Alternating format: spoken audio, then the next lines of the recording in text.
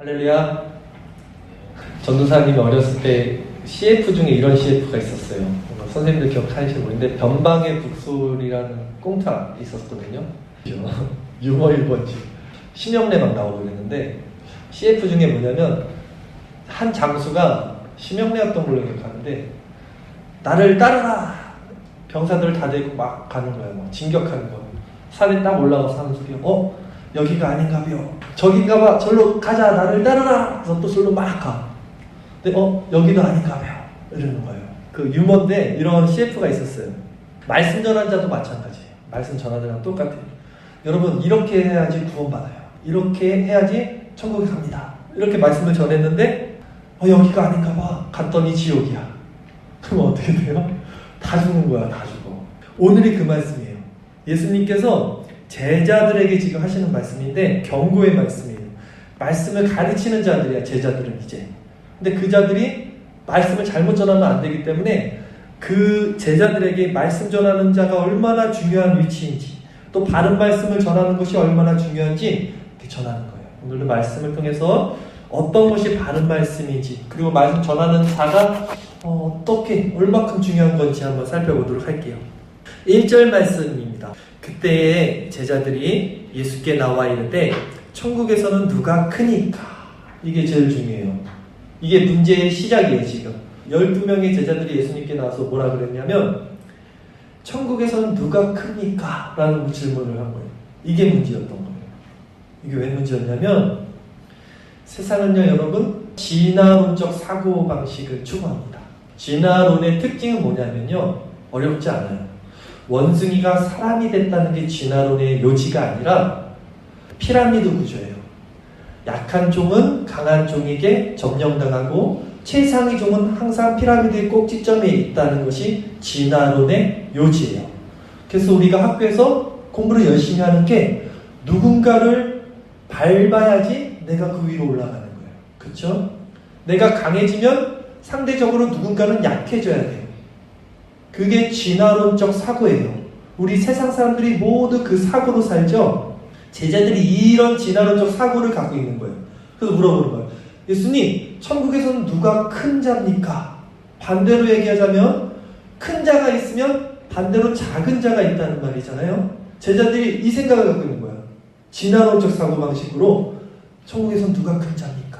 예수님이 니네들 잘못 생각하고 있는 거야. 이제는 너희들이 나를 대신해서 세상 사람들에게 말씀을 가르쳐야 되는데 그런 진화론적 사고를 갖고 있구나 해서 책망하시는 장면이야. 예수님이 뭐라고 책망하셨냐면 2절 말씀 예수께서 한 어린아이를 불러 그들 가운데 세우시고 이르시되 진실로 너희에게 이르노니 너희가 돌이켜 어린아이들과 같이 되지 아니하면 결단코 천국에 들어가지 못하리라. 천국에서 누가 큽니까? 라고 물어봤는데 그 질문에 대답하지 않고 너희 같은 지금 그런 정신 상태로는 천국에 못 들어간다는 말을 해요. 그냥 어린 아이와 같이 돌이키지 아니하면 천국에 못 들어간다. 천국은요 진화론적 사고방식으로는 절대 들어갈 수 없어요. 우리가 세상에 있는 가치관을 가지고는 절대 들어갈 수 없어요. 천국은 어떻게 들어갑니까? 우리 4절 말씀 다시 한번 읽어볼까요? 그러므로 누구든지 이 어린아이와 같이 자기를 낮추는 사람이 천국에서는 큰 자니라. 자, 천국에서는 큰 자가 오히려 어린아이와 같이 낮추는 자라는 거예요. 세상의 진화론적 사고와 정반대됩니다. 낮아진 자가 천국에서는 큰 자가 되고 그런데 여러분 생각해 보세요. 어린아이 시절을 우리가 다 겪었지만 어린아이가 정말로 겸손합니까? 여러분 착해요? 정말로 그렇게 순종적인가요? 선한가요? 순수한가요? 저희 집에 딸이 셋이잖아요. 애들이 그냥 아주 영악하고 사악합니다. 인간이. 여러분 근데 왜 어린아이와 같이 낮아져야지 천국에서는 큰 자고 어린아이와 같이 돼야지 천국에 들어간다고 예수님이 말씀하셨을까? 인간은 모두 죄성이 있기 때문에 태어났을 때부터 악해요. 애기들도 악합니다. 애기들 둘 갖다 놓고 가운데 먹을 거 갖다 줘봐요. 막 싸운다니까요. 그래도 어른들은 어떻게 사냐면요. 남들 눈도 있고 이래서 눈치껏 살아요. 눈치껏 착한 척 착하게 그게 어쨌든 자기애도 편하니까 근데 애들은 그렇지도 않아서 그냥 무턱대고 애들 세계가 더 무서워요. 여러분 아시겠지만 초딩들, 중딩들 세계는 더 영악합니다. 더 무시무시해요. 애들이 갈구고 서로 막 왕따시키고 이런 것이 어른들은 서로 눈치가 있어서 그렇게 안 하는데 애들은 그런 것도 없어요. 그쵸? 얼마나 사악한지 몰라요. 아닌 것처럼 하지 마세요. 다 우리 겪어봤잖아요. 그쵸? 그런다는 거예요. 근데 그 애들이 뭐가 겸손하고 뭐가 어린아이 같이 돼야지 천국에 간다는 말씀이야. 그럼 도대체 이 어린아이들의 특징이 하나가 있어요. 우리 주어만 봐도 뭐냐면 어린아이들은 스스로 무언가를 못하고 누군가를 의지합니다. 이게 어린애들의 특징이에요. 어른과 어린이를 구별하는 것은요, 나이가 많다고 어른이 되는 게 아니라 자주적으로 어떤 문제를 해결할 능력을 갖는 순간 어른이라고 보는 거예요. 네. 근데 어린이들의 특징은 이거 어떻게 해요? 이거 뭐예요? 이거 어떻게 해요? 다 물어봐. 뭔가를 받아서 그거를 수행한단 말이에요. 이게 어린아이들이에요. 어린아이들의 특징이에요. 근데 예수님이 이 어린아이들의 특징을 얘기하는 거예요. 지금 무슨 말이에요? 너희는 이렇게 어린아이처럼 누구를 의지해야 될까요?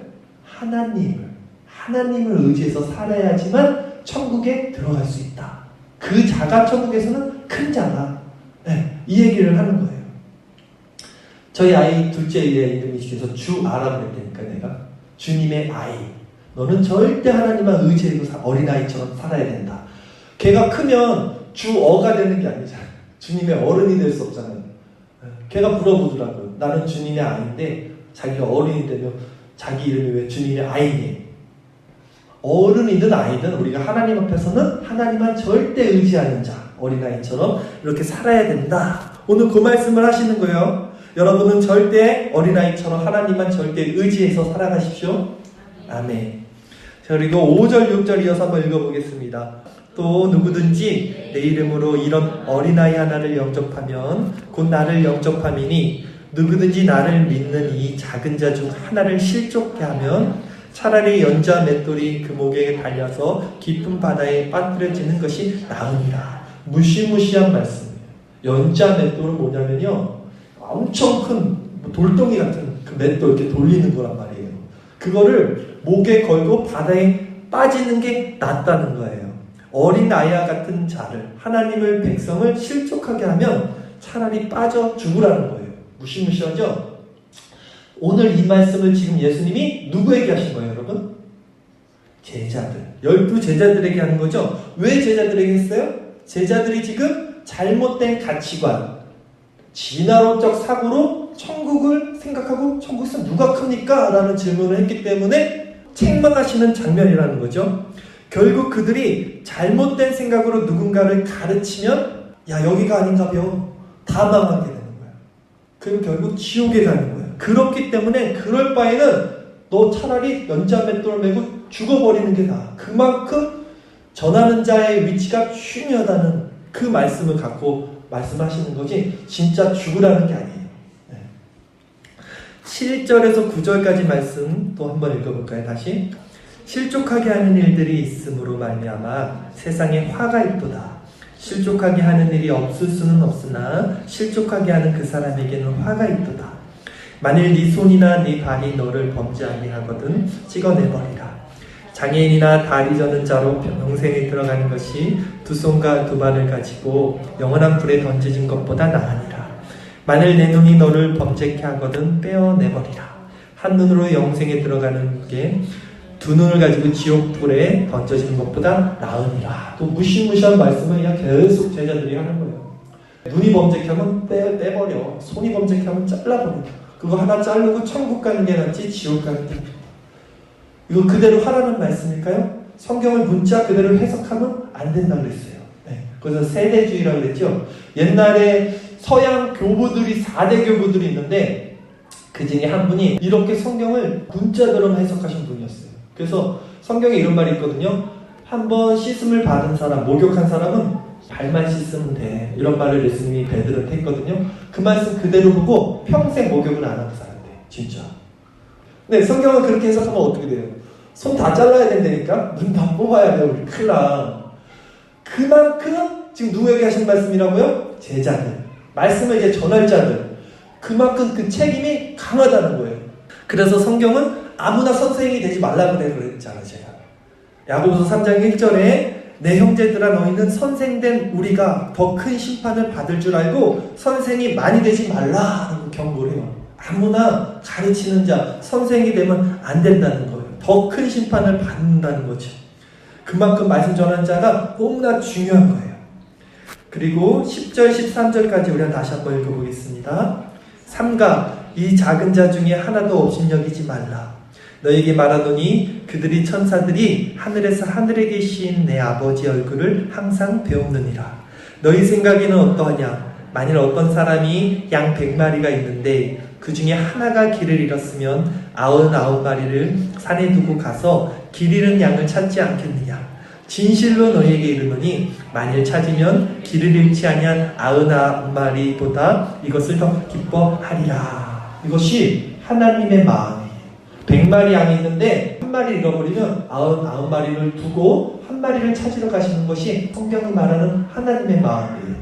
여러분이 하나님의 양이면 하나님은 여러분들을 절대 포기하지 않으신다. 든든하지 않아요? 그러기에 지금 가르치는 자가 한 영혼이라도 업신여기지 말라는 거예요. 지금 이 말씀 누구한테 하는 거라고요? 제자들, 가르치는 자들. 함부로 대하지 말라는 거예요. 한 영혼이라도. 14절 말씀 마지막 한번 읽어보겠습니다. 이와 같이 이 작은 자 중에 하나라도 잃는 것은 하늘에 계신 너희 아버지의 뜻이 아니니라. 아멘. 자, 여러분, 성경에서 이런 경고와 책망은 양들이 아니라 목자들, 즉 전도사님 같은 가르치는 자들에게 주로 향해 있어요.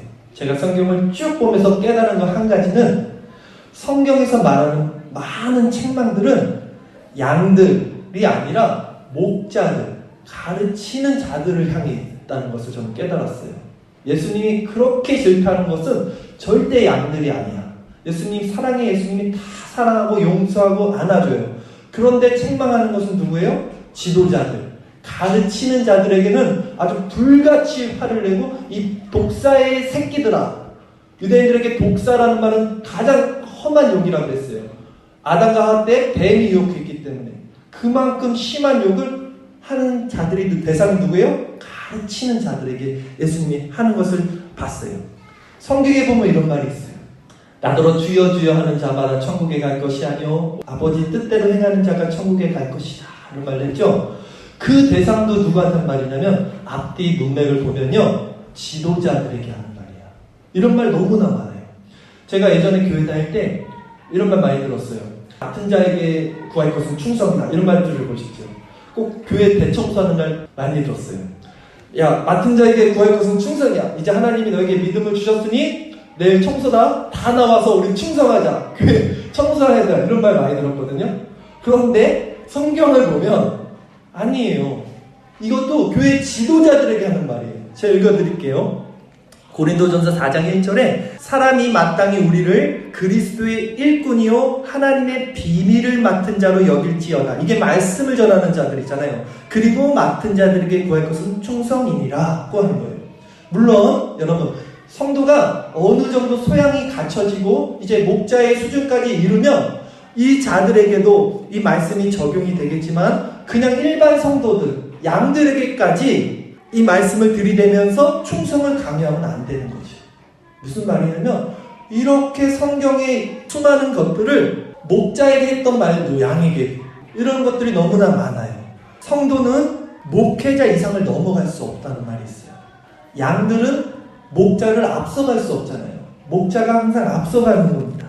그러므로 목자가 이렇게 바른 말씀을 전하고 먹이면 성도는 건강하게 말씀을 받고 건강한 신앙인으로 성장할 수밖에 없고 반대로 목자가 이렇게 나쁜 말씀을 먹이면 양들은 이렇게 같이 자멸하는 거예요. 결국 여기가 아닌가 봐요. 깼더니 지옥이야. 돌이킬 수도 없어. 그때는 진짜. 근데 오늘날 많은 이단들이 있죠. 또 많은 잘못된 가르침들이 많아요. 왜 그럽니까? 왜 그런 것 같아요? 여러분이 성경을 몰라서 그래요. 여러분이 이렇게 예배 시간이 딴짓하고 있어서 그럴 테니까. 성경을 안 봐서 그래요. 그 자들은 성도가 예수님의 양이라고 생각 안 하고 내 양이라고 생각해. 이렇게 오면 너희들이 내 거라고 생각해. 그래서 교인들을 내가 생각하는 성경 기준으로 자의적으로 이렇게 가르친단 말이죠. 예수님의 귀한 양, 지금 예수님은 한 영혼도 포기하지 않으신다고 그랬는데, 여러분들이 정말 예수님의 양이라는 것을 안 목자들이 어떻게 함부로 말씀을 전하겠어요? 자기 양이라고 생각하니까 그냥 자기 생각들을 말하는 거예요. 여러분, 중세시대 아시죠? 500부터 1500년까지를 중세시대라고 그러잖아요. 우리가 중세시대 때가 기독교에서 가장 큰 암흑기였어요. 어둠의 시대였어요. 왜 그런지 아세요? 교인들이 성경을 몰랐어요. 성경 자체가 어려운 언어로 써있기 때문에 일반 성도들은 성경을 못 읽었어요. 그런데 누가 그렇게 성경을 어렵게 만들어서 못 읽게 했을까요? 교회 지도자들이 성경을 못 읽게 했어요. 왜요? 성경을 몰라야 지도자들이 앞에서 이렇게 전하면 그게 하나님 말씀인가 보다라고 믿기 때문이에요. 내가 그냥 말하는 것이 목사님이 말하니까 당연히 하나님 말씀이겠지, 이렇게 생각하는 거예요. 그래서 중세시대 때 기독교가 가장 타락했어요. 왜? 지도자들이 하나님의 양인 여러분을 내 양이라고 생각하고 그러고 막 그런 짓을 하는 거예요. 면죄부 팔아서 야, 천국 가려면 돈을 내야 돼. 이 면죄부라는 걸 사면 너네 죽었던 부모님들도 다 천국 다시 갈 수 있다. 너 천국 가려면 돈 내. 이게 중세시대 타락한 기독교였잖아요. 왜요? 성경에 그런 말 없는데 모르니까 그렇게 가르치는 거예요. 그래서 일어난 게 뭐예요? 종교개혁이에요. 성경에 말하고 있지 않은 소리를 설교자들이 하니까 다시 말씀으로 돌아가자 해서 일어나는 게 종교개혁. 칼빈, 루터 아시죠? 왜 일어나는 거예요? 오늘날도 마찬가지예요. 지금 교회 안에 아까 얘기했듯이 가짜 복음, 잘못된 불순물 말씀이 너무나 넘쳐나요. 그러니 당연히 성도가 힘이 없죠. 좋은 말씀을 먹이면 자라나게 돼 있거든요. 하나님의 말씀은 살았기 때문에. 근데 말씀 자체를 잘못 전하면 죽어버려요, 양들이. 그러면 우리는 어떻게 해야 돼요, 여러분? 그냥 가만히 있으면 돼요? 아니라니까요. 성경을 공부해야 되고 성경 말씀을 배워야 되는 거예요. 사도행전 17장 11절 말씀. 베레아에 있는 사람들은 데살로니가에 있는 사람들보다 더 너그러워서 간절한 마음으로 말씀을 받고 이것이 그러한가 하여 날마다 성경을 상고함으로 오라 그래요. 베레아 사람들은요, 성경 말씀을 누가 전하면 그 말씀이 정말 맞나? 라고 성경을 상고하는 거예요. 비교해보는 거예요. 성경과 보고 저 목사님 말하는 것이 성경에 맞구나를 검증하라는 거예요. 무조건적으로 믿는 것은 순종하는 마음은 좋지만 검토를 해야지. 목자들이 함부로 못 전해요. 아무것도 모르잖아요? 그럼 그냥 막 전해도 되잖아? 그럼 막 전한다니까, 그냥 내 생각대로. 근데 뭘 알면 함부로 못 전하는 거예요. 따지고 들어오면 어떡해? 성경에 그거 어디 있어요? 그러면 뭐라 그러겠어요? 그러니까 여러분 준비를 하고 공부를 해야 되는 거예요, 여러분. 무방비로 손 놓고 그냥 있으면 자멸하는 거예요, 여러분. 여기가 아닌가벼? 그거 어떡할 거예요, 나중에 지옥 가서 여기가 아닌가벼 하면. 천국이 못 간다니까, 그때는. 지금 성경 공부하고 있잖아요, 여러분. 한 명 오고, 두 명 오고, 막 이래요, 지금. 괜찮아요. 한 명도 좋고, 두 명도 좋은데, 여러분 정말 성경 공부 그렇게 안 하고, 정말 하나님 말씀 안 읽고 이러면, 여기가 아닌가 봐, 돼, 진짜. 다 지옥 간다니까. 성경을 안 보면 지옥 갑니다. 확실합니다. 예수님 믿으면 천국 간다면서요. 말씀이 예수님이라면서요. 말씀을 배워야 예수님이 누군지를 알죠. 예수님이 누군지를 알아야 구원을 받죠. 근데 어떻게 성경을 안 보고 구원을 받는다고 확증하세요? 다 속는 거예요. 성경 말씀을 배워야 됩니다. 알겠어요, 여러분? 토요 성경 공부 나오세요. 오늘 말씀 이제 결론을 내릴게요. 자, 오늘 말씀은요, 여러분, 말씀을 전하는 자들에 대한 경고의 메시지였어요. 제가 며칠 전에 제가 그동안 설교했던 거를 쭉 다 들어봤어요. 제가 녹음을 하거든요. 몇 년 동안 설교했던 거를 쭉 들어봤는데 정말 창피하고 부끄러워서 듣기가 너무 민망한 거예요. 내가 설교한 거를. 자기가 설교한 거 들으면 그래요. 막 너무 창피하고 말씀도 잘못 전했고 막 앞뒤도 안 맞고 너무 힘든 거야, 듣는 내가. 그래서 얘들 되게 힘들겠다 이 소리가 듣고 있어요. 근데 내가 왜 들었냐면 그거를 끝까지 들었던 것은 내가 그걸 다시 들어야지 내 설교가 뭔가 잘못된 걸 알고 내가 수정을 할 거 아니야. 그렇죠? 그래서 내가 힘들면서도 다시 설교를 들은 거예요. 내가 그걸 들어야지 내가 다음부터는 똑바로 전해야겠다는 경각심을 내가 갖잖아요. 왜 그럽니까? 왜 내가 그 설교를 그렇게 힘들었는데 다시 듣고 검토를 합니까? 여러분들이 내 양이 아니라서 그렇다니까. 네. 여러분들이 내 양이면 뭐 어때? 내 생각대로 전하면 되지. 내가 내 생각대로 끌고 가면 되는데, 여러분들이 예수님의 양이기 때문에 내가 잘못 전해버리면 전하는 자에는 연자맷돌 메고 난 바닷가에 가야 되는 데잖아. 지금 전하는 자가 다 자멸하는 거야. 그래서 예수님이 이렇게 말하죠. 내 양은 내 음성을 들으며 나를 따르느니라. 목사, 전도사, 설교자를 따르는 게 아니라 내 양은 예수님이 내 음성을 들으며 나를 따른다 그래요. 전도사가 전하지만 이것이 하나님의 말씀이라면 여러분들이 나의 말이라고 안 듣고 하나님의 말씀으로 이걸 알아듣는다는 거예요. 그리고 따르는 거예요. 네.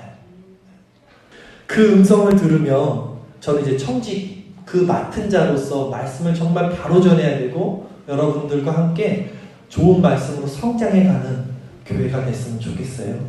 여러분 부디 하나님 말씀을 더욱 사모하시고 성경 공부에도 많이 참여해 주시고 예배 시간에도 조금 더 집중해서 살아가시고 또한 생활 중에서도 꼭 말씀 생활을 하십시오. 하루에 한 장이라도 하나님의 말씀을 들으십시오.